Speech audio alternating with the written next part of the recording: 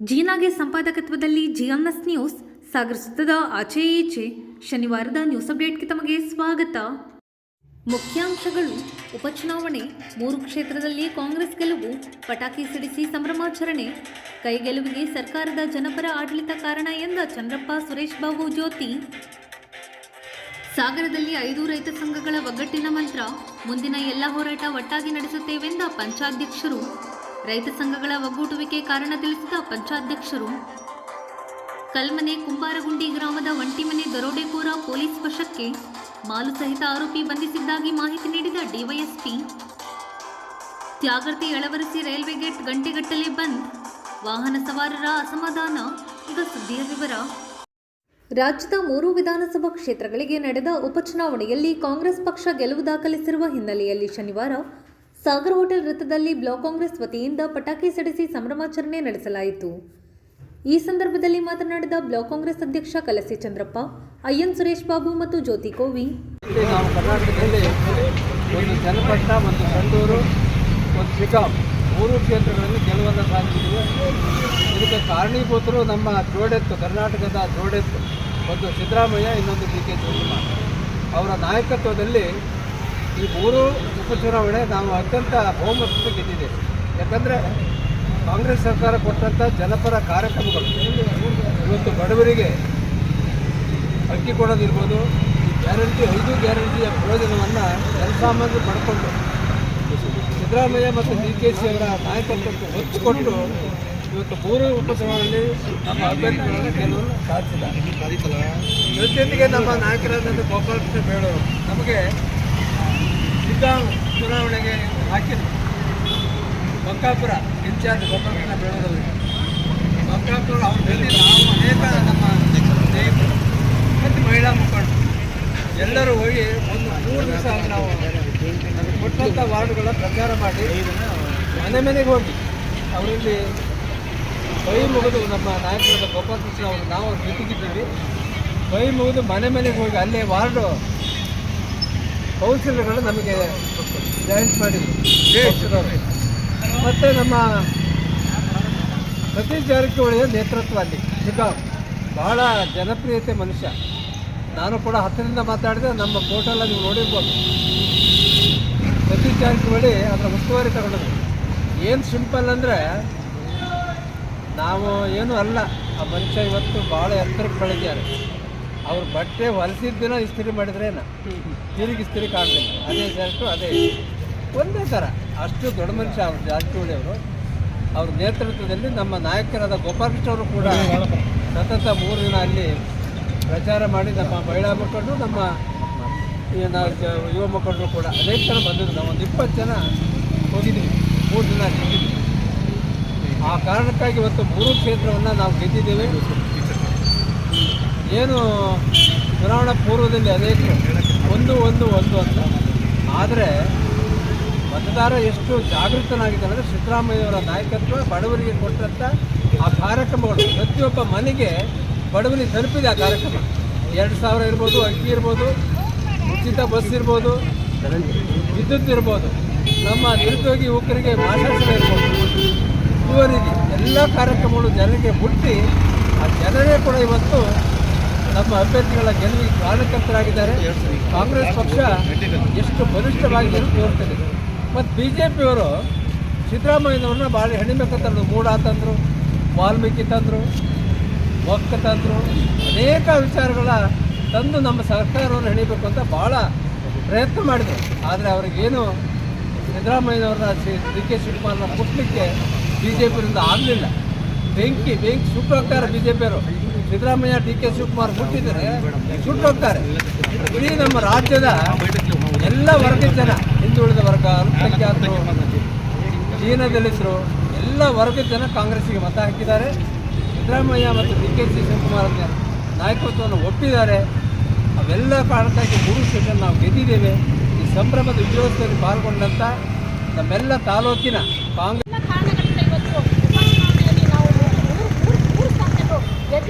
ಕಾಂಗ್ರೆಸ್ಗೆ ಒಂದು ಉತ್ತಮ ಭವಿಷ್ಯ ಅಂತೇಳಿ ಈ ಇದರಲ್ಲಿ ನಾನು ಕೂಡ ಆಶಿಸ್ತಾ ಇನ್ನು ಮುಂದೆ ಕೂಡ ಎಲ್ಲ ಚುನಾವಣೆಗಳು ಕೂಡ ಕಾಂಗ್ರೆಸ್ ಪಕ್ಷದ ಪರವಾಗಿರ್ತವೆ ಅಂತ ಹಾರೈಸ್ತಾ ನಾನು ಮಾತಾಡ್ತಾ ಭಾರತ್ ಮಾತಾ ಕಿ ಜೈ ಖಿಲಾಫ್ ಜಿಂದಾಬಾದ್ ಕಾಂಗ್ರೆಸ್ ಪಾರ್ಟಿ ಜಿಂದಾಬಾದ್ ಕಾಗೋಡು ತಿಮ್ಮಪ್ಪ ಜಿಂದಾಬಾದ್ ಗೋಪಾಲಕೃಷ್ಣ ಬೇಳೂರು ಇವತ್ತು ರಾಜ್ಯದ 3 ಉಪಚುನಾವಣೆಯಲ್ಲಿ ಕಾಂಗ್ರೆಸ್ ಪಕ್ಷ ಗೆಲುವು ಸಾಧಿಸಿದೆ. ಇದಕ್ಕೆ ಪ್ರಮುಖವಾದ ಕಾರಣ ಏನು ನಾವು ಗ್ಯಾರಂಟಿ ಯೋಜನೆ ಸರ್ಕಾರ ಕೊಟ್ಟಿದ್ದು ಅದು ನಮಗೆ ಇವತ್ತು ಕೈ ಹಿಡಿದಿದೆ. ವಿರೋಧ ಪಕ್ಷದ BJPಯವರಿಗೆ ಬಾಯಿ ಕಟ್ಟಿದೆ. ಯಾಕಂದರೆ ನಮ್ಮ ಗ್ಯಾರಂಟಿಗಳನ್ನೇ ಕಾಮಿಟ್ ಮಾಡ್ತಾ ಅವರು ಚುನಾವಣೆ ಮಾಡಿದರೆ ಹೊರತು ಅದರ ಫಲಾನುಭವಿಗಳ ಬಗ್ಗೆ ಯಾರು ಯೋಚನೆ ಮಾಡಿಲ್ಲ. ಇವತ್ತು ನಮ್ಮ ಸಾಮಾನ್ಯ ಜನರು ಏನಿವತ್ತು ಯೋಜನೆ ಲಾಭ ತಗೊಂತಾರೆ ಅವರಿಂದ ನಾವು ಗೆಲುವು ಕಂಡಿದ್ದೀವಿ. ಮತ್ತು ನಮ್ಮ ಜನಪ್ರಿಯ ಶಾಸಕರಾದ ಗೋಪಾಲಕೃಷ್ಣ ಬೇಳೂರು ಸಹ ವೈಯಕ್ತಿಕವಾಗಿ ಹೋಗಿ ಉಪಚುನಾವಣೆ ಭಾಗವಹಿಸಿ ಪ್ರಚಾರ ಮಾಡಿದ್ದು ಅವರ ಹೋರಾಟವೂ ಸಹ ನಮ್ಮ ಗೆಲುವಿನಲ್ಲಿ ಒಂದು ಪಾತ್ರ ಇದೆ. ಆದರೆ ಮುಂದಿನ ದಿನಗಳಲ್ಲಿ ಪಕ್ಷ ಇನ್ನು ಹೆಚ್ಚಿನ ರೀತಿಯಲ್ಲಿ ಸಂಘಟನೆಯಾಗಿ ಮತ್ತೊಮ್ಮೆ ವಿಧಾನಸಭೆಯಲ್ಲಿ ನಾವೇ ಅಧಿಕಾರ ಹೇಳುವಂಥ ಎಲ್ಲ ಸಂದರ್ಭಗಳು ಇವತ್ತು ನಮ್ಗೆ ಕಂಡು ಬರ್ತಾ ಇದೆ.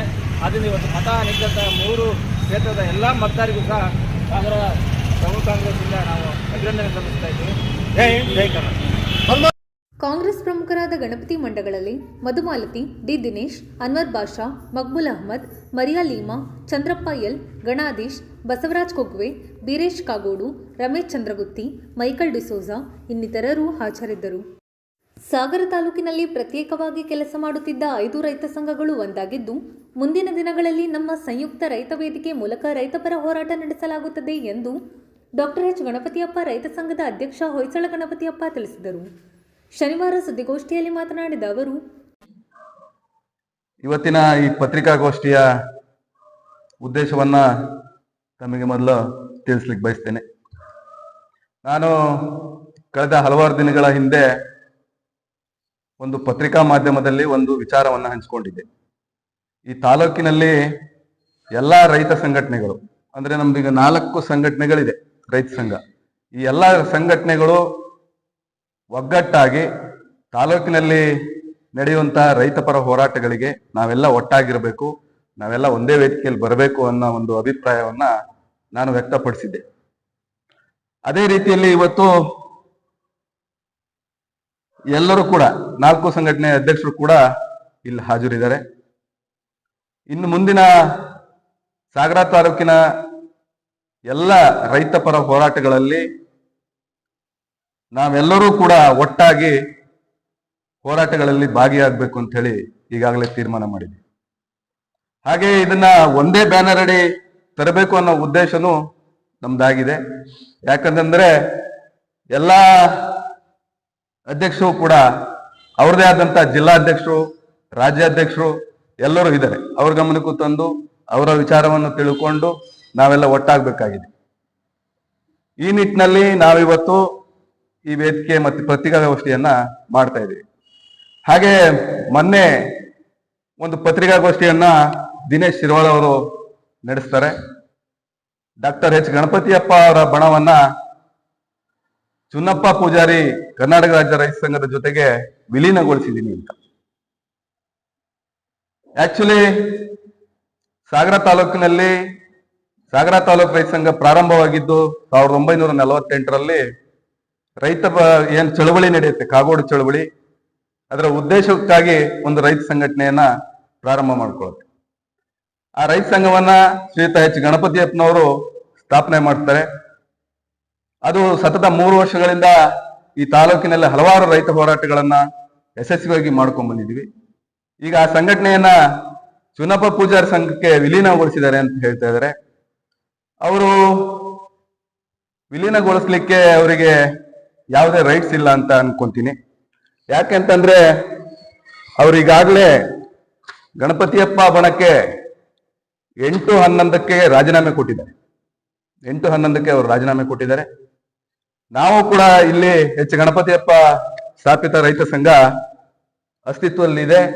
ಅದು ಮುಂದೂ ಕೂಡ ನಮ್ಮ ಸಮಾನ ಮನಸ್ಕರ ಎಲ್ಲ ಸಂಘಟನೆಗಳ ನೇತೃತ್ವದಲ್ಲಿ ನಡೆಯುವಂತ ರೈತಪರ ಹೋರಾಟಗಳಿಗೆ ಗಣಪತಿಯಪ್ಪ ಬಣವನ್ನು ಕೂಡ ಅದರಲ್ಲಿ ಇರುತ್ತೆ. ಇಲ್ಲಿ ಸಾಮೂಹಿಕ ನಾಯಕತ್ವದಲ್ಲಿ ಮುಂದಿನ ಹೋರಾಟಗಳನ್ನ ನಾವು ನಡೆಸ್ತೇವೆ. ಹಾಗೆ ತಾಲೂಕಿನಲ್ಲಿ ರೈತರ ಹಲವಾರು ಸಮಸ್ಯೆಗಳಿದೆ. ಜ್ವಲಂತ ಸಮಸ್ಯೆಗಳು ಕೂಡ ತುಂಬಾ ಇದೆ ಇಲ್ಲಿ ಸಾಗರದಲ್ಲಿ. ಉದಾಹರಣೆಗೆ ನಾವು ಜಮೀನುಗಳಿಗೆ ಓಡಾಡುವಂತ ರಸ್ತೆಗಳ ಅಭಿವೃದ್ಧಿ ಆಗಿಲ್ಲ. ರೈತ ಸಂಘದ ಇನ್ನೋರ್ವ ಅಧ್ಯಕ್ಷ ಮಂಜಪ್ಪ ಹಿರೇನೆಲ್ಲೂರು, ರೈತ ಸಂಘದ ಜಿಲ್ಲಾ ಉಪಾಧ್ಯಕ್ಷ ಚಂದ್ರಶೇಖರ್ ಗೂರಲಕೆರೆ, ಕನ್ನಪ್ಪ, ಸರೋಜಮ್ಮ ಮಾತನಾಡಿ, ಇವಾಗ ನಾವು ಸಾಮೂಹಿಕ ನಾಯಕತ್ವದ ಅಡಿಯಲ್ಲಿ 5 ಬಣನು ಒಟ್ಟಾಗಿ ಒಂದು ಹೋರಾಟನ ಮುಂದಿನ ದಿನದಲ್ಲಿ ತಗೊಳ್ತೀವಿ. ಈಗ ಏನಾಗ್ಬಿಡ್ತು, ಸಾಗರ ತಾಲೂಕಿನಾಗ ಇತ್ತೀಚೆಗೆ ರೈತ ಸಂಘದ ಹೋರಾಟಗಳು ಅಂದ್ರೆ ಜನರಿಗೆ ಸಾಕಷ್ಟು ಬೇಜಾರನ್ನು ತಂದ್ಬಿಟ್ಟು 5-6 ಬಣ ಅಂದು ದಿನಾನೋ ಬರೀ ರೈತ ಸಂಘದ್ದು ಸಮಸ್ಯೆಗಳು, ಕಿರಿಕಿರಿ, ಈ ನೋಡರಿ ಕೆಲವು ಜನಿಗೆ ಮಜಾ ಕೊಟ್ಟು ಕೆಲವು ಜನಿಗೆ ಅಸಂತೋಷನೂ ಸೃಷ್ಟಿ ಮಾಡಿದ್ವು.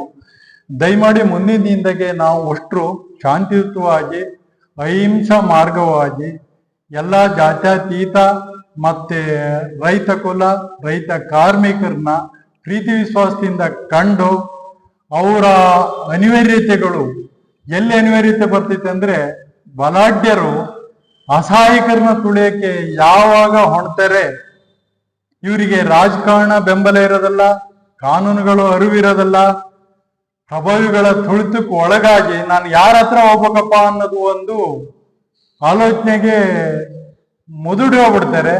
ದಯಮಾಡಿ ನಮ್ಮ 5 ರೈತ ಸಂಘದ ಅಧ್ಯಕ್ಷರು 5 ಮುತ್ತುಗಳಿದ್ದಂಗೆ ಇದೀವು. ದಯಮಾಡಿ ಇಲ್ಲಿ ಯಾರಿಗೂ ದುರಹಂಕಾರ ಆಗ್ಲಿ ಅಹಂಕಾರ ಆಗ್ಲಿ ಯಾವುದೂ ಇಲ್ಲ.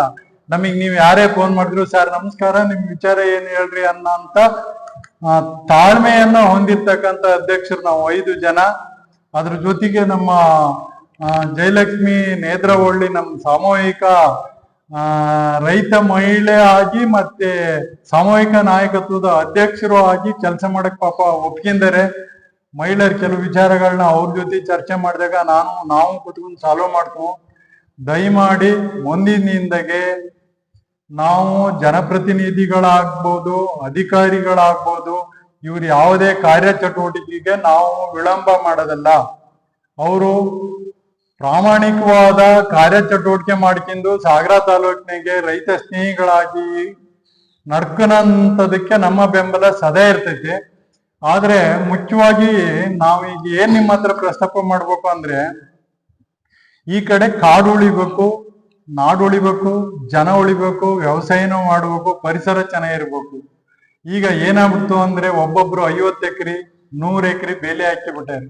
ದಯಮಾಡಿ ಇದಕ್ಕೆ ನಮ್ಮ ರೈತ ಸಂಘ ಯಾವುದೇ ಕಾರಣಕ್ಕೂ ಸಪೋರ್ಟ್ ಕೊಡೋದಲ್ಲ. ನಮ್ಮ ರೈತ ಸಂಘ ಸಪೋರ್ಟ್ ಕೊಡೋದೇನು, ಮಾನ್ಯ ಸಚಿವರಾದಂತರು ನಿಮಗೆ 3 ಎಕರೆ ಫಾರೆಸ್ಟ್ ಲ್ಯಾಂಡ್ ಮಾಡ್ತೀರಾ, ನಾವು ಕೊಡ್ತು ಅಂತ ಒಂದು ಒಪಿನಿಯನ್ಸ್ ಕೊಟ್ಟಾರೆ. ಅದಕ್ಕೆ ನಾವು ಭದ್ರಾಗಿ ಕೆಲಸ ಮಾಡ್ತೀವಿ. ಮತ್ತೆ ಎರಡನೇದಾಗಿ ಕಂದಾಯ ಭೂಮಿ ಒಳಗೆ 4.25 ಎಕರೆ ಜಮೀನ್ ಕೊಡ್ಬೇಕು ಅನ್ನೋದು ಒಂದು ಆದೇಶ ಇರೋದ್ರಿಂದ 4.25 ಎಕರೆ ಒಬ್ಬ ಕುಟುಂಬಕ್ಕೆ ಸಿಕ್ಕಿದ್ರೆ ಸಾಕು. ಪಾಪ 30-60 ಸೈಟ್ ಇಲ್ಲ, ಇನ್ನೂ 1 ಅಡಿ ಜಾಗ ಇಲ್ಲದಂತ ಎಷ್ಟೋ ಅಸಹಾಯಕ ಕುಟುಂಬಗಳು ಇವತ್ತು ಕಣ್ಣೀರಾಗ್ತಾ ಇದ್ವು ನಾನ್ ನೋಡಿದ ಮಟ್ಟಿಗೆ. ದಯಮಾಡಿ ನಾವು ಯಾವಾಗ್ಲೂ ಸಣ್ಣ ಹಿಡುವಳಿದಾರರ ಪರವಾಗಿ ಹೋರಾಟ ಮಾಡ್ತೀವಿ. ಪರಿಸರ ಹಾಳು ಮಾಡ್ಕೊಂಡು ಯಾವೊಂದು ಸ್ನೇಹ ತಗೊಂಡು ರೈತ ಸಂಘನ ಅದಕ್ಕೆ ಬಳಸಿ ಅವನಿಗೆ ಸಪೋರ್ಟ್ ಕೊಡಕ್ ಆಗೋದಲ್ಲ. ಮೊನ್ನೆ ಒಬ್ರದ್ದು ನನಗೆ ಇಲ್ಲಿ ರೈತರ ಸಮಸ್ಯೆ ಬಂತು. ಆ ಸ್ಪಾಟ್ ಎನ್ಕ್ವೈರಿ ಮಾಡಿದೆ ನಾನು. 50 ಎಕರೆ ಬೇಲಿ ಹಾಕ್ಯಾರೆ, 3 ಜನ ಅಣ್ಣ ತಮ್ಮ. ಆ ಸ್ಪಾಟ್ ಎನ್ಕ್ವೈರಿ ಮಾಡಿದಾಗ ನಾನು ಒಂದೇ ಮಾತು ಹೇಳಿದೆ, ಮತ್ತೆ ಇದು ನನ್ ಚೆನ್ನಾಗೈತಿ, ಇದು ನಂಗೆ ಚೆನ್ನಾಗೈತಿ ಅಂತ ಜಿದ್ದಿ ಇತ್ತು. ಅವಾಗ ನಾನು ಹೋಗಿ ಒಂದೇ ಮಾತು ಹೇಳಿದೆ, ಏನ್ ಬೆಳೆ ಮಾಡಿರ ಅಷ್ಟು ಮಾತ್ರ ಆಕ್ರಮಣ ಮಾಡಿ ತಹಸೀಲ್ದಾರಿಗೆ ಫೋನ್ ಮಾಡಿ ಇನ್ನು ಇತರೆ ಕಾಡಿರೋದಕ್ಕೆಲ್ಲ ಬೆಲೆ ಹಾಕಿರಲ್ಲ, ನಿರ್ದಾಕ್ಷಿಣ್ಯದಲ್ಲಿ ಇವ್ರ ಹತ್ರ ಸರ್ಕಾರಿ ಭೂಮಿ ಅಂತ ಬರ್ಸ್ಕೊಂಡು ಇಲ್ಲಿ ಹಸ್ತಕ್ಷೇಪ ಮಾಡಿದ್ರೆ ಕಾನೂನು ಕ್ರಮ ತಗುತ್ತೆ ಅಂತ ಬರ್ಸ್ಕೊಂಡು ನಿಮ್ ಆಕ್ಷನ್ ತಗೊಳ್ರಿ ಅಂತ ಹೇಳಿದೆ ನಾನು. ರೈತ ಅಂದ ತಕ್ಷಣನೇ ನಾವು ಮಾಡಿರೋ ಕೆಟ್ಟ ಕೆಲ್ಸಕ್ಕೆಲ್ಲ ನಾವು ಸಪೋರ್ಟ್ ಕೊಡಕ್ ಆಗೋದಲ್ಲ. ದಯಮಾಡಿ ನಾವು ಪರಿಸರದ ಬಗ್ಗೆ ಕಾಳಜಿ ಇರಬೇಕು. ಮತ್ತೆ ಎರಡನೇದಾಗಿ ಮುಂದಿನ ದಿನದಾಗೆ ನಮ್ಮ ರೈತ ಸಂಘದಿಂದ ನಮ್ಮ ಭೂಮಿ ನಮ್ಮ ಜೀವ ಅಂತ ಒಂದು ತಾಲೂಕಾದ್ಯಂತ ಒಂದು ಕಾರ್ಯಕ್ರಮ ಮಾಡ್ತೀವಿ. ಕಳೆನಾಶಕ ಕೀಟನಾಶಕ ಬಳಸೋದ್ರಿಂದ ನೀರು, ವಾತಾವರಣ ಮತ್ತೆ ಬದುಕೆ ಹಾಳಾಗ್ತೈತಿ. ಇನ್ ಮುಂದಿನ ದಿನದಾಗ ರೈತರು ಕ್ಯಾನ್ಸರ್ ತುತ್ತಾಗಂತ ಒಂದು ಸಂಭವ ಇರೋದ್ರಿಂದ ಜಾಗೃತಿ ಮೂಡಿಸೋ ಕಾರ್ಯಕ್ರಮ ಮಾಡ್ತೀವಿ. ಶಾಸಕರು ಇದಕ್ಕೆ ನಮಗೆ ಸಪೋರ್ಟ್ ಕೊಟ್ರೆ ಅವ್ರ ಅಧ್ಯಕ್ಷತೆ ಕೂರ್ಸ್ಕೊಂಡು ನಾವು ಕೆಲವು ಅಧಿಕಾರಿ ಮಟ್ಟದಿಂದ ಚಾಲೂ ಮಾಡ್ತೀವಿ. ಶಾಲೆ, ಹಾಸ್ಪಿಟ್ಲು, ಸಂಘಟನೆ ಇವರಿಂದ ಮಾಡ್ತೀವಿ. ಶಾಸಕರು ರೈತ ಸಂಘ ಎಲ್ಲಿ ಬೆಳೆದ್ಬಿಡ್ತೈತೋ ಅಂತೇಳಿ ನಮಗೇನಾರು ಬೆಂಕಿ ಹಚ್ಚ ಕೆಲಸ ಮಾಡಿದ್ರೆ ನಾವು ಅವ್ರ ಕಾಲ್ ಬಡ್ಡಿಗೆ ಕೆಲಸ ಚಾಲ ಮಾಡ್ಬಿಡ್ತಾವ್ ಕಾಲ ಎಳೆಯಕ್ಕೆ. ದಯಮಾಡಿ ಎಚ್ಚರಿಕೆಯಿಂದ ಶಾಸಕರು ರೈತ ಸಂಘಟನೆ ಜೊತೆ ವಿಶ್ವಾಸಕ್ಕೆ ಬರ್ಬೇಕು, ಮೀಟಿಂಗ್ ಕರಿಬೇಕು, ನಮ್ಮ ಯಾವುದೇ ವರದಿ ಮಾಡಿದಾಗ್ಲೂ ಗಮನ ಹರಿಸ್ಬೇಕು. ರೈತ ಸಂಘ ಏನಾದ್ರು ಸಣ್ಣ ಜುಜ್ಬಿ ಅಂತ ಕಿತ್ಕಂದ್ರೆ 8ನೇ ಕ್ಲಾಸ್ನಾಗ ಒಂದ್ ಶಾಲೆಗೆ ಒಂದ್ ಪಾಠ ಐತಿ, ಸ್ಪಾರ್ಕ್ ನೆಗ್ಲೆಕ್ಟೆಡ್ ಬಾರ್ನ್ಸ್ಲಿ ಹೌಸ್ ಅಂತ. ಸಣ್ಣ ಕಿಡಿನೂ ನೆಗ್ಲೆಕ್ಟ್ ಮಾಡಿದ್ರೆ ಬೆಂಕಿ ಹಚ್ಚೋದ್ ಗ್ಯಾರಂಟಿ ಅನ್ನೋದು ಒಂದು ನಿರ್ದರ್ಶನ ಅವ್ರಿಗೆ ಕೊಡ್ತೀನಿ. ದಯಮಾಡಿ ನಮ್ಮ 5 ಸಂಘಟನೆ ಮುಖಂಡರ ಜೊತೆಗೂ ನಿರಂತರ ಸಂಪರ್ಕದಾಗಿರ್ಬೇಕು. ಅವರು ನಾವೇನ್ ಬೇರೆಯವರಲ್ಲ, ಅವ್ರ ವೈರಿಗಳಲ್ಲ, ಅವ್ರ ಸ್ನೇಹಿತರಾಗಿ ನಾವು ಮುಂದಿನ ದಿನ ಕಾರ್ಯಚಟುವಟಿಕೆ ಮಾಡ್ತೇವೆ. ಮತ್ತೆ ಶಾಸಕರದು ಎಂಪಿದು ಸೋದಂತ ಶಾಸಕರದು ಒಂದು ಕೆಟ್ಟ ಚಾಳಿ ಐತಿ, ಅದನ್ನ ನಾನು ಬಹಿರಂಗವಾಗಿ ಹೇಳ್ತೀನಿ. ನಾವು 40-50 ಎಕರೆ ಜಮೀನಿಗೆ ಬೇಲಿ ಹಾಕ್ತೇವೆ, ಒಂದು ಸ್ಪಾಟ್ ಎನ್ಕ್ವೈರಿ ಮಾಡಿ ನೀನ್ 3 ಎಕರೆ ಮಾಡು 2 ಎಕರೆ ಮಾಡು ಸಾಕು ಅಂತ ಹೇಳಿ ಬಂದ್ರೆ, ಇವರು AC ರೂಮ್ನೆ ಕೂತ್ಕೊಂಡು ಅಲ್ಲಿ ಅಧಿಕಾರಿ ಫೋನ್ ಮಾಡ್ತಾರೆ, ಬೋಳಿ ಮಗನ ನೀನ್ ಅದು ಅವ್ರಿಗೆ ಯಾಕೆ ತೊಂದರೆ ಕೊಡಕೋದೆ, ಇವ್ರಿಗೆ ಯಾಕೆ ತೊಂದರೆ ಕೊಡಕೋದೆ, ಅವ್ರೇನು ವ್ಯವಸಾಯ ಮಾಡ್ಕೊಡ್ದನೋ ಅಂತೇಳಿ ಈ ಸ್ವತಂತ್ರ ಶಾಸಕರು MP MLAಗಳು ಸ್ಥಳ ಪರಿಶೀಲನೆ ಮಾಡದೆ ಯಾಕ್ರಿ ಫೋನ್ ಮಾಡ್ಬೇಕು ಅವರು? ನಾವು ಸ್ಥಳ ಪರಿಶೀಲನೆ ಮಾಡಿ ನ್ಯಾಯ ಹೇಳಿ ಬಂದಿರ್ತೀವಿ, ಇವರು ಅನ್ಯಾಯ ಮಾಡಿದವಂಗೆ AC ರೂಮ್ನ ಕೂತ್ಕೊಂಡು ಫೋನ್ ಹೊಡಿತಾರೆ. ಅವ್ ನಮ್ BJP, ಅವ್ ನಮ್ ಕಾಂಗ್ರೆಸ್, ಅವನ್ನೇ ತೆರವುಗೊಳಿಸ್ತೀರಿ. ಕೋಟ್ಯಾಂತರ ರೂಪಾಯಿ ಬೆಲೆ ಬಾಳಂತ ಮರ ಇರೋ ಬೆಲೆ ಹಾಕಿ ಕುತ್ಕೊಂತಾರೆ. ಈಗ ದಯಮಾಡಿ ಅಂತರಿಗೆ ನಾವು ಸಪೋರ್ಟ್ ಕೊಡೋದಲ್ಲ. ಇನ್ನು ಮುಂದುವರೆದ ಭಾಗ ಇದು ಕಾರ್ಯಗತ ಆಗೋದಿಲ್ಲ. ಮೊದಲೇ ವಿಚಾರಗಳನ್ನು ತಿಳ್ಕೋಬೇಕು, ಕಾನೂನು ತಿಳ್ಕೋಬೇಕು, ಯಾವ ಇಲಾಖೆ ಏನೈತೆ ಅಂತ ತಿಳ್ಕೋಬೇಕು. ಈ ರೈತರಿಗೂ ಸಹಿತ ಈ ವಿಚಾರಧಾರಿಗಳು ಬಹಳ ಕಡಿಮೆ ಇದಾವೆ ನಮಗೆ, ನನ್ನೂ ಸೇರಿ. ನಾನು ಸುಮಾರು ಸಲ ಹೇಳಿದೆ ರೈತ ಮುಖಂಡರಿಗೆಲ್ಲ, ನಾವು ಪ್ರತಿಯೊಂದು ಆಫೀಸಿಗೂ ಹೋಗಿ ಅಲ್ಲಿ ವಿಚಾರಗಳನ್ನು ತಿಳ್ಕೋಬೇಕು. ನಿಮ್ಮ ಸರ್ಕಾರದ ಆದೇಶದೊಳಗೆ ಇವತ್ತು ಕೃಷಿ ಆದೇಶದಾಗೆ ರೈತರಿಗೆ ಏನೇನು ಕೊಡುವ ಸೌಲಭ್ಯ ಇದೆ ನಮಗೆ ಕೊಡಿ, ಒಂದು ಸರ್ಕಲ್ ಎಂದು ಕೊಡ್ತಾರೆ. ಪ್ರತಿ ಆಫೀಸ್ನಾಗೂ ಇದೆ, ಅವ್ರದ ಒಂದು ಇದೈತಿ. ಫಾರೆಸ್ಟ್ ಆಫೀಸ್ ಇರ್ಬೋದು, ಸ್ಟೇಷನ್ ಇರ್ಬೋದು, ಪ್ರತಿ ಒಂದರಲ್ಲೂ ಇದೆ. ನಮಗೆ ಆ ಕೇಳೋ ಒಂದು ಇದು ನಮಗೆ ನಮ್ಮಲ್ಲಿ ಕಡಿಮೆ ಇದೆ. ಹೋದಿವು ಹಾಗೆ ಹೀಗೆ ಅಂದ್ಬಿಟ್ರೆ ಅವ್ರು ಮತ್ತೊಂದು ಮಾಹಿತಿ ಹೇಳ್ತಾರೆ. ನನಗೊಂದ್ಸಲ ಏನಾಯ್ತು, ಫಾರೆಸ್ಟ್ ಆಫೀಸಿಗೆ ಈ ಕಾಡು ಪ್ರಾಣಿ ತಿಂದದಕ್ಕಾಗಿ ಹೋಗಿದ್ದೆ. ಅಲ್ಲಿ ಕೇಳಿದ್ರೆ, ನೀವು ಕಾಡು ಪ್ರಾಣಿ ತಿಂದದಕ್ಕಾಗಿ ನೀವು ಸರ್ಕಾರದಿಂದ ಯಾವ ಪ್ರಾಣಿ ಯಾವ ಬೆಳೆ ತಿಂದ್ರೆ ಎಷ್ಟು ಪರಿಹಾರ ಕೊಡಬೇಕು ಅನ್ನೋದ್ರ ಬಗ್ಗೆ ಒಂದು ಲೀಸ್ಟ್ ಇದೆಯಲ್ಲ, ಅದು ಕೊಡಿ ಅಂತ ಕೇಳಿದೆ. ಅವಾಗ DF ಸಾಹೇಬರು ಆಗಂದಾಗ ತೆಗೆದು ನನಗೆ ಸರ್ಕ್ಯುಲರ್ ಕೊಟ್ರು, ಯಾವ ಪ್ರಾಣಿ ಯಾವ ಬೆಳೆ ತಿಂದ್ರೆ ಎಷ್ಟೆಷ್ಟು ಪ್ರಯತ್ನ. ಒಂದು ಅಡಿಕೆ ಗಿಡ ತಿಂದ್ರೆ ಇವತ್ತು 400-500 ರೂಪಾಯಿ ಕೊಡ್ಬೇಕು ಅಂತ ಒಂದು ಇದಿದೆ. ಸೆಕೆಂಡ್ ಹಾಕಿ ಸಾಕು. ಈಗ ನಮ್ಮ ಸ್ನೇಹಿತರು 2 ಜನ ಮಾತಾಡಿದ್ದಾರೆ. ನನ್ನ ಹೆಸರು ಆರ್ ಚಂದ್ರಶೇಖರ್ ಗೂರ್ಲಿಕೆರೆ ಅಂತ. ನಾನು ಬಸವರಾಜ್ ಅವ್ರ ಜೊತೆಗಿದ್ದೇನೆ, ನಮ್ಮ ನಾಯಕರು. ನನಗೆ ಒಂದು 6-7 ವರ್ಷ ಇಲ್ಲಿ ನಾನು ಕರ್ನಾಟಕ ರಾಜ್ಯ ರೈತ ಸಂಘದ ತಾಲೂಕು ಅಧ್ಯಕ್ಷ ಮಾಡಿದ್ದೆ, ಜಿಲ್ಲಾ ಉಪಾಧ್ಯಕ್ಷ ಆಗಿದ್ದೀನಿ. ಆ ಒಂದು ಪಿರಿಯಡ್ ಅಲ್ಲಿ, ಆ ತದಮಧ್ಯದಲ್ಲಿ ನನಗೇನು ಮನಸ್ಸಲ್ಲಿ ಬಂತು ಅಂತಂದ್ರೆ, ನಾವು ರೈತ ಸಂಘ ಅಂತ ನಂಜುಂಡ ಸ್ವಾಮಿ ಇರಬೇಕಾದ್ರೆ ಒಟ್ಟಿಗಿತ್ತು, ಒಂದು ಸರ್ಕಾರ ಹೇರತಕ್ಕಂತ ಕೆಲಸ ಮಾಡ್ತಾ ಇತ್ತು ಆವಾಗ. ಈಗ ಪಂಗಡ ಬೇರೆ ಬೇರೆ ಆಗಿ ಒಂದು ಸ್ಟ್ರೆಂತ್ ಅನ್ನು ಕಳ್ಕೊಂಡಿದ್ವಿ. ಅವಾಗಿಂದ ನಂಗೆ ನಾವೆಲ್ಲರೂ ಒಟ್ಟಿಗೆ ಬೇಕು, ಒಟ್ಟಿಗೆ ಹೋರಾಟ ಮಾಡಬೇಕು. ರೈತರು ಅಂದ್ರೆ ನಾವು ನಾಯಕರು ಅಂತಲ್ಲ, ನಾವು ಇಲ್ಲಿ ಮೇಲೆ ಕೂತ್ಕೊಂಡಿದ್ದು ನಾವು ನಾಯಕರು ಅಂತ ಹೇಳೋದು, ನಾವು ಕೆಡಲ್ಲ. ನಮ್ಮ ರೈತರ ನಾಯಕರು ನಾವೊಂದು ಹೆಸರಿಗಷ್ಟೇ ಮುನ್ಸೂಚನೆಗಳಿಗೆ ಮುಂದೆ ಹೋಗ್ಲಿಕ್ಕೆ ಬಂದಿದ್ದೇವೆ ಹೊರತು ನಾವು ನಾಯಕರು ಅಂತ ನಾವು ಹೇಳ್ಕೊಳಕ್ ಹೇಳಿಲ್ಲ. ನಮ್ಮಲ್ಲಿ ರೈತ ಸಂಘದಲ್ಲಿ ನಾಯಕರು ಅಂತಾನೇ ಇರಬಾರ್ದು ಅಂತ ನಾವೆಲ್ಲರೂ ನಾಯಕರೇ, ಅನ್ನ ತಿನ್ನೋರೆಲ್ಲರೂ ನಾಯಕರೇ, ರೈತರು ನಾಯಕರೇ ಅಂತ ಹೇಳ್ತೀವಿ. ನನಗೆ ಇವತ್ತು ಅವರೊಂದು ಸಹಕಾರ ಕೊಟ್ಟಂಗೆ ಅಂತ ನಾನು ತಿಳ್ಕೊಂಡೆ. ಯಾಕಂದ್ರೆ ನಾವೆಲ್ಲರೂ ಒಟ್ಟಿಗೆ ಶೇರ್ ಮಾಡೋಣ ಅಂತ ಬಂದ್ರಲ್ಲ, ನಂಗೆ ತುಂಬಾ ಸಂತೋಷ ಆಗಿದೆ. ಆದ್ರಿಂದ ಇವ್ರ ಜೊತೆ ನಾನು ಸೇರ್ಕೊಂಡಿದ್ದೀನಿ. ಆಮೇಲೆ ಇವ್ರು ಯಾವುದೇ ಒಂದು ಪ್ರತಿಭಟನೆಯೋ ಹೋರಾಟನೋ ರೈತರಿಗೆ ಸಹಕಾರ ಕೊಡಲು ಯಾವ 12 ಗಂಟೆ ರಾತ್ರಿ ಕೇಳಿದ್ರು ನಾನು ಬರ್ತೀನಿ. ಮತ್ತೆ ಇಲಾಖೆಗಳಿರಬಹುದು, ಸರ್ಕಾರ ಇರಬಹುದು, ನಮ್ಮ ರೈತರ ಮಾತೇ ಕೇಳ್ತಲ್ಲ. ಯಾವುದೇ ನಾವಂತೂ ಸ್ವಲ್ಪ ಹೆದರ್ಕೊಂಡು ಬರ್ತೀವಿ. ನಮ್ಮ ರೈತರು ಯಾರು ಹೋದ್ರೆ ಹೊರಗಡೆ ಗಂಟೆಗಟ್ಟಲೆ ನಿಂತ್ಕೊಂತಾರೆ, ಹೊರಗಡೆ ನಿಂತ್ಕೊಂತಾರೆ. ಅವ್ರು ಒಂದು ಯಾವುದೇ ಒಂದು ಸಮಸ್ಯೆ ಇದ್ದು ಹೋದ್ರೆ ಅವ್ರಿಗೆ ಯಾವುದೋ ಒಂದು ಪರಿಹಾರ ಮಾಡ್ಕೊಂಡು ಕೊಡ್ತಾ ಇಲ್ಲ. ಆದ್ರಿಂದ ನಾವು ಅರಣ್ಯ ಇಲಾಖೆ ಇರಬಹುದು, ಕಂದಾಯ ಇಲಾಖೆ ಇರಬಹುದು, ಬೇರೆ ಯಾವುದೋ ಇರಬಹುದು, ಅದರಲ್ಲಿ ಏನೇ ಲೋಪದೋಷಗಳು ಬಂದ್ರು ನಾವು ಹೋಗಿ ಅದನ್ನ ಸರಿ ಮಾಡಬೇಕಾಗಿದೆ. ನಾವೆಲ್ಲರೂ ಸೇರ್ಬಿಟ್ಟು ಅವಾಗ ನಮ್ಗೊಂದು ಸ್ಟ್ರೆಂತ್ ಸಿಗುತ್ತೆ. ಹನಿ ಹನಿ ಕೂಡಿದ್ರೆ ಹಳ್ಳ, ಎಲ್ಲ ಸೇರಿ ಬಳ್ಳ ಅಂತ ಏನೋ ಒಂದು ಗಾದೆ ಇದೆ, ಹಾಗೆ ನಮ್ದೊಂದು ಶಕ್ತಿ ಬಂದಿದೆ, ಆನೆ ಬಲ ಬಂದಿದೆ. ನಾವು 3 ಜನ ಸೇರ್ತೀನಿ. ನಾವು ಯಾವ್ದು ಕ್ರಿಮಿನಲ್ ಮಾಡೋರಲ್ಲ, ರೈತರ ಪರವಾಗಿ ಇರೋರು, ರೈತರು ಹೋರಾಟ ಮಾಡೋರು. ಈಗ ಸರ್ಕಾರಕ್ಕೆ ಮತ್ತು ಅಧಿಕಾರಿಗಳಿಗೆ ಕೆಲವು ವಿಚಾರದಲ್ಲಿ ಅರಣ್ಯ ಇಲಾಖೆ ಇರಬಹುದು, ಕಾಡು ಪ್ರಾಣಿಗಳಿಂದ ತುಂಬಾ ನಾಶ ಆಗಿದೆ. 100 ಸರಿ ಅರ್ಜಿ ಕೊಟ್ಟಿದ್ದೀನಿ, ನಾವು 2 ವರ್ಷ ಆದ್ರೂ ಕ್ಲಿಯರ್ ಮಾಡಿದ್ವಿ, ಇನ್ನು ನಡೀತಾನೇ ಇದೆ. ಮತ್ತೆ ನಮ್ಮ ಪುರಸಭೆ ಇಲಾಖೆಯಲ್ಲಿ ಈ ಸೊತ್ತು ಅದು ಇದು ಅವರು ಅಷ್ಟೇ ಪ್ರತಿ ಸಾರಿ ಲಂಚ ಕೇಳ್ತಾರೆ ವಿನಃ ಕೆಲಸ ಮಾಡ್ಕೊಡೋದಲ್ಲ. ಅದ್ರ ಬಗ್ಗೆ ನಾವೆಲ್ಲರೂ ಒಂದು ಹೋರಾಟ ಮಾಡಬೇಕು. ಕಂದಾಯ ಇಲಾಖೆ ಇರಬಹುದು, ಗೊಬ್ಬರ ಇರಬಹುದು, ಎಷ್ಟಕ್ಕೂ ತರ್ತಾರೆ, ಎಷ್ಟಕ್ಕೂ ಮಾಡ್ತಾರೆ. ಮಿನಿಮಮ್ ರೇಟಿಂಗ್ ಮಾಡ್ಬೇಕು ಅಂತ ಅದು ಇಲ್ಲ ಆಗಿದೆ. ಮತ್ತೆ ಈ ಅಕ್ರಮ ಸಕ್ರಮದಲ್ಲಿ ಈ ಬಡವರು ಮನೆ ಕಟ್ಕೊಂಡಿದ್ದಾರೆ ಸರ್ಕಾರಿ ಜಾಗದಲ್ಲಿ. ಎಷ್ಟು ವರ್ಷ ಆಯ್ತು ಮನೆ ಕಟ್ಕೊಂಡು, ಅವ್ರಿಗೆ ಏನು ಕೊಟ್ಟಿಲ್ಲ. ಇವ್ರು ರಾಜಕೀಯ ವ್ಯಕ್ತಿಗಳಿಗೆ, ಹಣ ಇದ್ದವರಿಗೆ, ಅಂತವರಿಗೆಲ್ಲ ಸೈಟ್ ಬೇಕು, ಸಾಗರದಲ್ಲಿ ಬೇಕು, ಶಿವಮೊಗ್ಗದಲ್ಲಿ ಬೇಕು, ಬೆಂಗಳೂರಿನಲ್ಲಿ ಬೇಕು. ಒಬ್ಬ ಬಡವನಿಗೆ ಕನಿಷ್ಠ ನಾಗರಿಕ ಸೌಲಭ್ಯ ಬೇಡವಾ? ಒಂದು ಮನೆ ಬೇಡವಾ? ಒಂದು ಸೂರು ಬೇಡವಾ ಅವನಿಗೆ? ಸರ್ಕಾರದಲ್ಲಿ ಕೊಳ್ಳೆ ಅವರಿಗೆ, ಇಲ್ಲಿವರಿಗೆ ಯಾಕೆ ಮಾಡ್ಕೊಟ್ಟಿಲ್ಲ? ಅದರ ಬಗ್ಗೆ ಹೋರಾಟ ಮಾಡಬೇಕು. ಇನ್ನೂ ಹಲವು ಸಮಸ್ಯೆಗಳಿದ್ದಾವೆ. ನೀವು 2 ನಿಮಿಷ ಟೈಮ್ ಕೊಟ್ಟಿದ್ದೀರಾ, ನಾನು 4 ನಿಮಿಷ ಆಯ್ತೇನ, ಆದ್ರಿಂದ ದಯವಿಟ್ಟು ಮುಗಿಸ್ತೀನಿ. ಇನ್ನು ಹೋರಾಟ ಮಾಡೋದಿದೆ. ಹಳ್ಳಿ ರೈತರು, ಕೂಲಿ ಕಾರ್ಮಿಕರು ಇದ್ದಾರೆ, ಧರ್ಮಸ್ಥಳ ಸಂಘದಲ್ಲೆಲ್ಲ ದುಡ್ಡು ತಗೊಂಡಿದ್ದಾರೆ. ಅವರು 5-10 ವರ್ಷದಿಂದ ನಮ್ಮ ಧರ್ಮಸ್ಥಳ ಸಂಘದಲ್ಲಿ ದುಡ್ಡು ತಗೊಂಡು 7% ಇಂಟ್ರೆಸ್ಟ್ ಅಂತ ಹೇಳಿ 35% ವರೆಗೂ ಇಂಟ್ರೆಸ್ಟ್ ತಗೊಂಡಿದ್ದಾರೆ. ಅದರ ಬಗ್ಗೆ ನಾವು ಹೋರಾಟ ಮಾಡಬೇಕಾಗಿದೆ ಅಂತ ಹೇಳ್ತೀವಿ. ಮತ್ತು ಇನ್ನೂ ತುಂಬಾ ಇದ್ದಾವೆ. ನಾವು ಅರಣ್ಯ ಇಲಾಖೆ ಬಗ್ಗೆ ಹೇಳ್ತಲ್ಲ, ಮತ್ತೆ ಬಡವರು ಮನೆ ಕಟ್ಟಿಕೊಂಡಿದ್ದರೆ ಅಕ್ರಮ ಸಕ್ರಮ ಮಾಡಬೇಕು ಅಂತ, ಮತ್ತೆ ರೈತ ಸಾಲ ಮಸ್ತಾಗಿ ಮನ್ನಾ ಮಾಡಬೇಕು ಸರ್ಕಾರ ಅಂತ ಕೇಳ್ತಾ ಇದ್ದೀವಿ.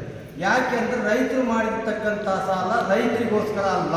ಅವರು ಬ್ಯಾಂಕಲ್ಲಿ ಏನು ಕೊಟ್ಟಿದ್ದಾರೆ ರೈತರಿಗೋಸ್ಕರ ಅಲ್ಲ. ತಾವು ಅರ್ಧ ರೇಟಿಗೆ ರೈತರಿಗೆ ಆಹಾರ ಬೆಳೆದು ಕೊಡ್ತಾರೆ, ಅವ್ರನ್ನ ದುಡಿಸ್ಕೋಬೇಕು, ಅವ್ರಿಗೆ ಸ್ವಲ್ಪ ಸಹಕಾರ ಕೊಡಬೇಕು, ಬೇರೆ ಹೇಳಬಾರ್ದು ಅನ್ನೋ ಉದ್ದೇಶಕ್ಕೆ ನಿಮಗೆ ಸಾಲ ಕೊಟ್ಟೆ ಅಂದರೆ ಆ ಸಾಲ ನಮ್ಮದಲ್ಲ. ಆದ್ದರಿಂದ ಸರ್ಕಾರನೇ ಆ ಸಾಲ ಕಟ್ಟಬೇಕು. ನಮಗೆ ವೈಜ್ಞಾನಿಕ ಬೆಲೆ ಕೊಡಲಿ. ಇವರು ಸಾಲ ಬೇಡ, ಸಬ್ಸಿಡಿ ಬೇಡ, ಯಾವುದು ಬೇಡ, ವೈಜ್ಞಾನಿಕ ಬೆಲೆ ಕೊಡೋವರೆಗೂ ಸರ್ಕಾರ ಯಾವ ಸಾಲ ಕೊಟ್ಟರು ಅವರೇ ಕಟ್ಟಬೇಕು ಅಂತ ನಾವು ಇವತ್ತು 5 ಅಧ್ಯಕ್ಷರು ಸೇರಿ ಒಕ್ಕೂಟದಿಂದ ಒಂದು ಮತ್ತು ತುಂಬಾ ಸಂತೋಷದ ವಿಷಯ ಏನಂತಂದ್ರೆ, ಇದು ನಮ್ಮಲ್ಲಿ ಶರಾವತಿ ಸಂತ್ರಸ್ತರು ತುಂಬಾ ಜನ ಇದ್ದಾರೆ. ಅವ್ರಿಗೆ ಇವತ್ತು ಯಾವುದೇ ಇದು ಸಿಕ್ಕಿಲ್ಲ, ಭೂಮಿ ಹಕ್ಕು ಸಿಕ್ಕಿಲ್ಲದೆ ಇರೋರು ತುಂಬಾ ಜನ ಇದ್ದಾರೆ. ಅಂತವರಿಗೆ ಅಂತ ಹಕ್ಕುಗಳು ಸಿಗ್ಬೇಕು. ಆಮೇಲೆ ನೇಟಿವ್ ಪೋರ್ಸಲ್ಲೂ ಅಷ್ಟೇ ತುಂಬಾ ಬಡವರಿಗೆ, ಬಗಲಕುಂಕ ಇದರಲ್ಲೂ ಅಷ್ಟೇ ಅವರಿಗೂ ಜಾಗ ಸಿಗ್ಲಿಲ್ಲ. ಇನ್ನು ಅವ್ರ ಹೆಸರು ಏನೋ 1 ಗುಂಟೆ ಮಂಜೂರಾತಿ ಆಗದಿದ್ದರೂ ನಮ್ಮಲ್ಲಿ ತುಂಬಾ ಜನ ಇದ್ದಾರೆ. ಏನಂದ್ರೆ ಪ್ರಭಾವಿಗಳಿಗೆ ದುಡ್ಡು ಕೊಟ್ಟವರಿಗೆ ಇವತ್ತು ಬಗಲಕುಂಬಲ್ಲಿ 3-4 ಎಕರೆ ಆ ತಂದೆ ಹೆಸರು ಆಸ್ತಿ ಇದ್ರೂ ಕೂಡ ಇವತ್ತು 4 ಎಕರೆ 5 ಎಕರೆ ಮಂಜೂರಾತಿ ಮಾಡಿದ್ದಾರೆ. ಆದ್ರೆ ಏನು ಇಲ್ದವರು ಪಾಪ ಅವ್ರಿಗೆ ದುಡ್ಡು ಕೊಡೋ ಶಕ್ತಿ ಇಲ್ಲದೆ ಇರೋದ್ರಿಂದ ಅವರಿಗೆ 1 ಗುಂಟೆನೂ ಮಂಜೂರಾತಿ ಆಗಿಲ್ಲ. ಅಂತ ಕುಟುಂಬಗಳು ಎಲ್ಲಾ ಗ್ರಾಮದಲ್ಲಿ ತುಂಬಾ ಜನ ಇದ್ದಾರೆ. ಅಂತವ್ರನ್ನ ಗುರುತಿಸ್ಬೇಕು. ಅಂತವ್ರನ್ನ ಗುರುತಿಸಿ ಅಂತವ್ರಿಗೂ ಒಂದು ಗುಂಟೆ ಜಮೀನಾರು ಸಿಗೋಂತ ಕೆಲಸ ನಾವು ಮಾಡ್ಬೇಕು. ಎಲ್ಲರೂ ಸೇರಿ ಒಟ್ಟಾಗಿ ಮಾಡ್ಬೇಕಂತೇಳಿ ಎಲ್ಲರಿಂದ ಕೇಳ್ಕೊಳ್ತಾ, MLA ಅವರು ಅಷ್ಟೇ ನಮ್ಮ ರೈತರನ್ನ ಅವರು ಅವರಿಗೆ 3 ತಿಂಗಳಿಗೋ 4 ತಿಂಗಳಿಗೋ ಒಂದು ಸಭೆಯನ್ನು ಕರೆದು ನಮ್ಮದು ಏನು ಸಮಸ್ಯೆ ಇದೆ ಗ್ರಾಮದಲ್ಲಿ, ಯಾರು ರಸ್ತೆ ಇಲ್ಲ, ಯಾರ ಮನೆ ಕರೆಂಟ್ ಇಲ್ಲ, ಯಾರಿಗೆ ಏನು 1 ಗುಂಟೆ ಜಮೀನು ಮಂಜೂರಾತಿ ಆಗಿಲ್ಲ, ಶರಾವತಿ ಮುಳುಗಡೆ ಆಗಿರ್ಬೋದು ಅಥವಾ ಹಂಗೆ ಇರೋರು ಇದ್ದಾರೆ ತುಂಬಾ ಜನ, SC ST ಇರ್ಬೋದು, ಲಿಂಗಾಯತ್ ಇರ್ಬೋದು, ಬ್ರಾಹ್ಮಣಸ್ ಇರ್ಬೋದು, ಯಾರೇ ಜಾತಿ ವ್ಯತ್ಯ ನಮ್ಗೇನಿಲ್ಲ, ಯಾರಿಗೆ ಏನು ಆಗಿಲ್ಲ ಇವತ್ತಿನವರೆಗೂ ಸರ್ಕಾರ ಸವಲತ್ತು 1 ಗುಂಟೆನೂ ಏನೂ ಸಿಗ್ಲಿಲ್ಲ, ಅಂತರಿಗೆ ಸಿಗೋಂತ ವ್ಯವಸ್ಥೆ ಆಗ್ಬೇಕು ಅಂತ ನಾನು ತಮ್ಮಲ್ಲಿ ಎಲ್ಲರದ್ದು ಕೇಳ್ಕೊಳ್ತೀನಿ. ರೈತ ಸಂಘದ KT ಗಂಗಾಧರ್ ಬಣದ ಅರುಣ್ ಕುಮಾರ್ ಕಸವೆ, ಕೋಡಿಹಳ್ಳಿ ಬಣದ ಕನ್ನಪ್ಪ, ಪುಟ್ಟಣ್ಣ ಬಣದ ಮಹಿಳಾ ಅಧ್ಯಕ್ಷೆ ಜಯಲಕ್ಷ್ಮಿ ನೇದರವಳ್ಳಿ ಮಾತನಾಡಿದರು. ಗೋಷ್ಠಿಯಲ್ಲಿ ಡಾಕ್ಟರ್ ರಾಜು, ರವೀಂದ್ರ, ವೈಎನ್ ಹುಬ್ಬಳ್ಳಿ, ಕಿರಣ್ ವಡ್ನಾಳ, ರಮೇಶ್ ಐಗಿನಬೈಲ್, ದೇವು ಇನ್ನಿತರರು ಹಾಜರಿದ್ದರು. ಸಾಗರ ತಾಲೂಕಿನ ಕಲ್ಮನೆ ಗ್ರಾಮ ಪಂಚಾಯಿತಿ ವ್ಯಾಪ್ತಿಯ ಕುಂಬಾರಗುಂಡಿ ಗ್ರಾಮದ ಒಂಟಿ ಮನೆಯಲ್ಲಿ ಮಹಿಳೆಗೆ ಚಾಕು ತೋರಿಸಿ ಬೆದರಿಕೆ ಹಾಕಿ ದರೋಡೆ ಮಾಡಿದ್ದ ಆರೋಪಿಯನ್ನು ಗ್ರಾಮಾಂತರ ಠಾಣೆ ಪೊಲೀಸರು ಬಂಧಿಸಿದ್ದಾರೆ. ಬಂಧಿತನಿಂದ ಸುಮಾರು 40 ಗ್ರಾಂ ತೂಕದ 2,78,231 ಲಕ್ಷ ರೂಪಾಯಿ ಮೌಲ್ಯದ ಮಾಂಗಲ್ಯ ಸರ, ಕೃತ್ಯಕ್ಕೆ ಬಳಸಿದ ಚಾಕುವನ್ನು ವಶಕ್ಕೆ ಪಡೆಯಲಾಗಿದೆ. ಡಿವೈಎಸ್ಪಿ ಗೋಪಾಲಕೃಷ್ಣ ಟಿ ನಾಯ್ಕ ಅವರ ಮಾರ್ಗದರ್ಶನದಲ್ಲಿ ನಡೆದ ದಾಳಿಯಲ್ಲಿ ಗ್ರಾಮಾಂತರ ಠಾಣೆ ಸರ್ಕಲ್ ಇನ್ಸ್ಪೆಕ್ಟರ್ ಮಹಾಬಲೇಶ್ವರ್ ನಾಯ್ಕ್, ಸಿಬ್ಬಂದಿಗಳಾದ ಶೇಖ್ ಫೈರೋಜ್ ಅಹ್ಮದ್, ಸನಾವುಲ್ಲಾ, ರವಿಕುಮಾರ್, ಹನುಮಂತ್ ಜಂಬೂರು, ನಂದೀಶ್, ಪ್ರವೀಣ್ ಕುಮಾರ್, ಗಿರೀಶ್ ಬಾಬು ಇನ್ನಿತರರು ಪಾಲ್ಗೊಂಡಿದ್ದರು. ಈ ಕುರಿತು ಮಾಹಿತಿ ನೀಡಿದ ಡಿವೈಎಸ್ಪಿ ಗೋಪಾಲಕೃಷ್ಣ ಟಿ ನಾಯ್ಕ್,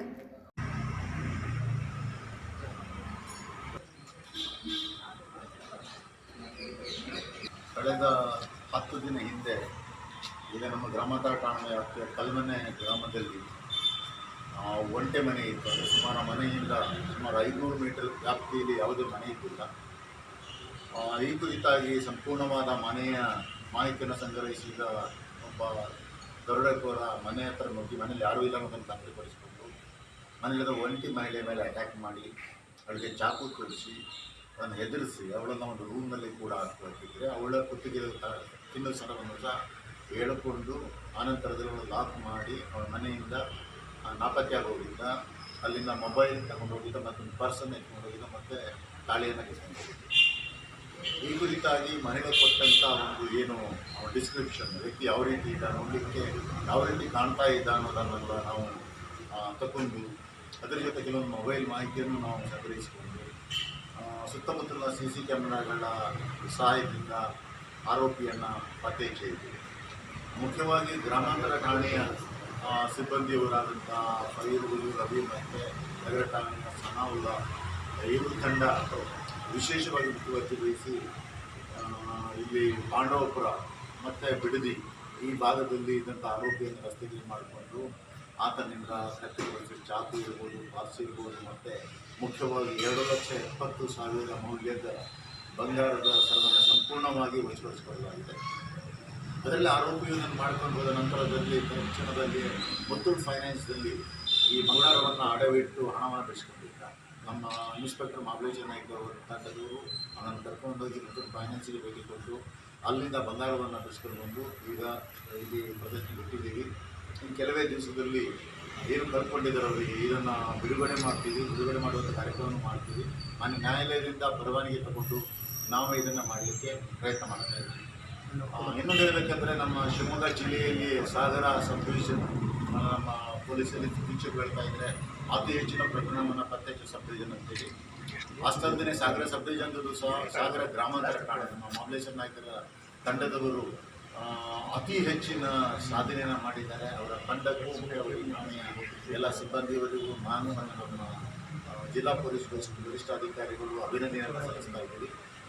ಇಷ್ಟಲ್ಲದೆ ಸುಮಾರು ಕಳೆದ 1.5 ವರ್ಷದಿಂದ ಗ್ರಾಮಾಂತರ ಠಾಣೆಯಲ್ಲಿ ಆದಂಥ ಅಡಿಕೆ ಕಳ್ತನ ಇರ್ಬೋದು ಅಥವಾ ಮನೆ ಕಳ್ತನ ಇರ್ಬೋದು, ವಿವಿಧ ಪ್ರಕರಣಗಳನ್ನು ನಮ್ಮ ಎಲ್ಲ ಕ್ರೈಮ್ ಉಪವಿಭಾಗದ ಸಿಬ್ಬಂದಿ ಪತ್ತೆ ಹಚ್ಚಿದ್ದಾರೆ. ಈ ಮೊನ್ನೆ ಒಂದು ದನ ಕಳ್ಕೊಂಡು ಹೋದಂಥ ವಾಹನವನ್ನು ಸಹ ಪತ್ತೆ ಹಚ್ಚಿದ್ದಾರೆ. ಅದರ ಜೊತೆನೇ ಇನ್ನೊಂದು ಮನೆ ಕಳವಾಗಿತ್ತು, ಸುಮಾರು ಒಂದು ನೆಕ್ಲೆಸ್ ಮತ್ತು ಒಂದು ಚೈನ್, ಅದನ್ನು ಸಹ ವಶಪಡಿಸಿಕೊಂಡಿದ್ದಾರೆ. ಅದನ್ನು ನಮಗೆ ಕಾರಣಾಂತರದಿಂದ ಮಾಹಿತಿ ಕೊಡಲಿಕ್ಕಾಗಿಲ್ಲ.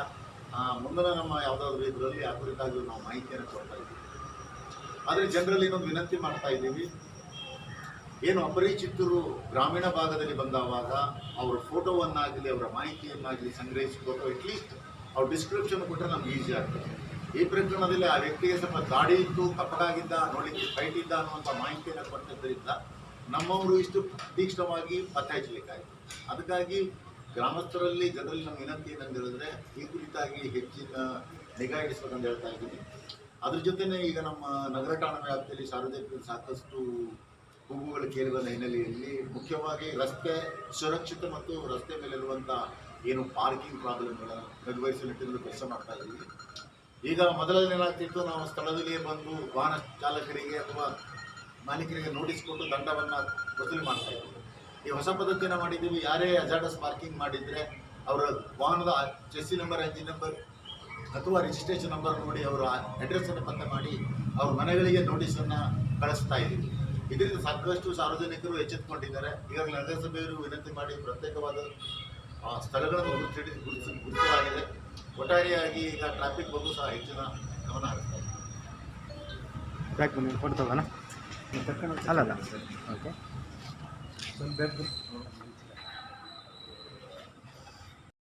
ಸಾಗರದಿಂದ ತ್ಯಾಗರ್ತಿ ಹೋಗುವ ಮಾರ್ಗ ಮಧ್ಯದಲ್ಲಿ ಸಿಗುವ ಎಳವರಸಿ ರೈಲ್ವೆ ಗೇಟ್ LC 126ನಲ್ಲಿ ಪ್ರತಿದಿನ 3-4 ಬಾರಿ ಜನರು ರೈಲ್ವೆ ಗೇಟ್ ಹಾಕಿದ್ದರಿಂದ ಸಂಚಾರ ಸಮಸ್ಯೆಯಿಂದ ತೊಳಲಾಡುತ್ತಿದ್ದಾರೆ. ಪ್ರತಿದಿನ ಈ ರಸ್ತೆಯಲ್ಲಿ 3ರಿಂದ 5 ಬಾರಿ ರೈಲ್ವೆ ಗೇಟ್ ಹಾಕುತ್ತಾರೆ. ಸುಮಾರು ಅರ್ಧ ಗಂಟೆಯಿಂದ 1 ಗಂಟೆ ಗೇಟ್ ಹಾಕುವುದರಿಂದ ಸಾರ್ವಜನಿಕ ಸಂಚಾರಕ್ಕೆ ತೀವ್ರ ತೊಂದರೆಯಾಗುತ್ತಿದೆ. ತುರ್ತು ಸಂದರ್ಭದಲ್ಲಿ ರೋಗಿಗಳನ್ನು ಆಸ್ಪತ್ರೆಗೆ ಕರೆದೊಯ್ಯಲು, ಶಾಲಾ ವಿದ್ಯಾರ್ಥಿಗಳು ಸಂಚರಿಸಲು ತೀವ್ರ ತೊಂದರೆಯಾಗುತ್ತಿದೆ. ಈ ರಸ್ತೆಯಲ್ಲಿ ಪ್ರತಿದಿನ 3ರಿಂದ 4 ಸಾವಿರ ವಾಹನಗಳು ಸಂಚರಿಸುತ್ತದೆ. ತಕ್ಷಣ ರೈಲ್ವೆ ಸಿಗ್ನಲ್ ಲೈಟ್ ಅಳವಡಿಸುವ ಮೂಲಕ ಸಂಚಾರ ಸಮಸ್ಯೆ ಬಗೆಹರಿಸಬೇಕು ಎಂದು ಸಾರ್ವಜನಿಕರು ಒತ್ತಾಯಿಸಿದ್ದಾರೆ. ಇದು ಶನಿವಾರದ ಸಮಗ್ರ ಸುದ್ದಿ. ನಿರಂತರ ಸುದ್ದಿಗಾಗಿ ನೋಡ್ತಾ ಇರಿ GNS ನ್ಯೂಸ್. ನಮಸ್ಕಾರ.